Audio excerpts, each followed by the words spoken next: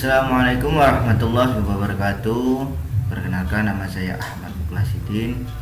Di sini saya akan mempresentasikan makalah mata kuliah Sistem Informasi Lingkungan yang berjudul Pengantar Informasi Lingkungan. Langsung ke materinya. Sejarah dan perkembangan sistem lingkungan. Menurut Undang-Undang Nomor 23 Tahun 1997, lingkungan hidup adalah kesatuan ruang dengan semua benda, daya, keadaan, dan makhluk hidup, termasuk manusia dan perlakuannya, yang mempengaruhi kelangsungan kehidupan dan kesejahteraan manusia serta makhluk hidup lain. Sedangkan ruang lingkungan hidup di Indonesia meliputi ruang tempat negara kesatuan Republik Indonesia yang berwawasan Nusantara dalam melaksanakan kedaulatan, hak kedaulatan dan yurisdikusinya.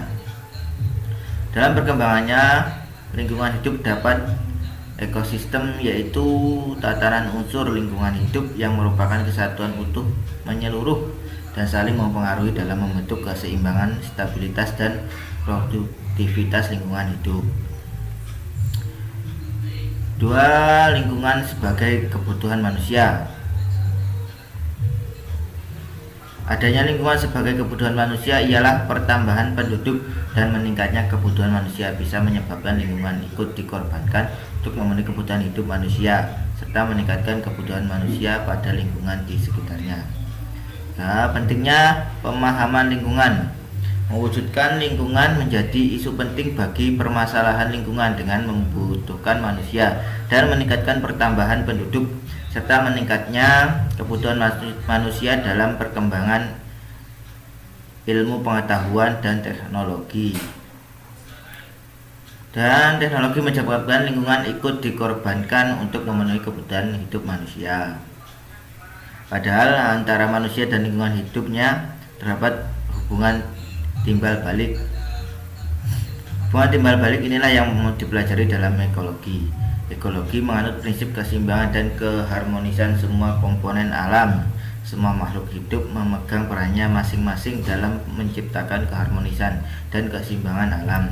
Adapun manfaat dari pentingnya pemahaman lingkungan, yaitu meningkatkan kualitas pada SDM lingkungan terhadap manusia, mempermudah koordinasi pada lingkungan terhadap manusia, dan melindungi sistem penunjang kehidupan pada lingkungan. Pembagian lingkungan sosial dan ekonomi menghasilkan apa yang dibutuhkan untuk generasi masa depan untuk menjaga keberlangsungan, merancang produk yang berperan dalam berkelanjutan ekonomi. Berlanjutnya ekonomi. Lingkungan hidup memelihara keanekaragaman hayati sumber daya alam, bertanggung jawab dalam penggunaan sumber daya berkelanjutan dengan penggunaan energi yang efisien, menjaga tingkat panen dengan tidak melebihi tingkat regenerasi, pengembangan dan mengembangkan sumber daya dan terbarukan sebanding berukurannya sumber daya tersebut, penerapan daur ulang atau penggunaan ulang material. Kebutuhan informasi lingkungan. Pada dasarnya lingkungan itu sangat dibutuhkan oleh manusia untuk melestarikan sumber daya alam dan meningkatkan sumber daya manusia pada lingkungan. Pengelolaan kualitas lingkungan. Sehubungan dengan kualitas lingkungan yang semakin menurun telah mengancam kelangsungan berkehidupan manusia dan makhluk hidup lainnya, sehingga perlu dilakukan perlindungan dan pengelolaan lingkungan yang sungguh-sungguh dan konsisten oleh semua pemangku kepentingan. Oleh karena itu diterbitkan Undang-Undang Nomor 32 Tahun 2009 tentang perlindungan dan pengelolaan kualitas lingkungan. Jadi dapat simpulkan sebagai akhir pembahasan ini perlu digarisbawahi bahwa lingkungan berkelanjutan akan terwujud dengan menjaga ruang lingkup lingkungan di sekitarnya serta keseimbangan ekosistem lebih spesifikasinya.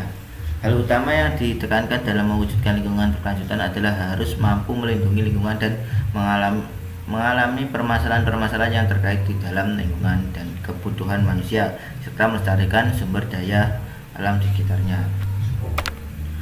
Oke, sekian tadi presentasi dari saya. Saya akhiri, wassalamualaikum warahmatullahi wabarakatuh.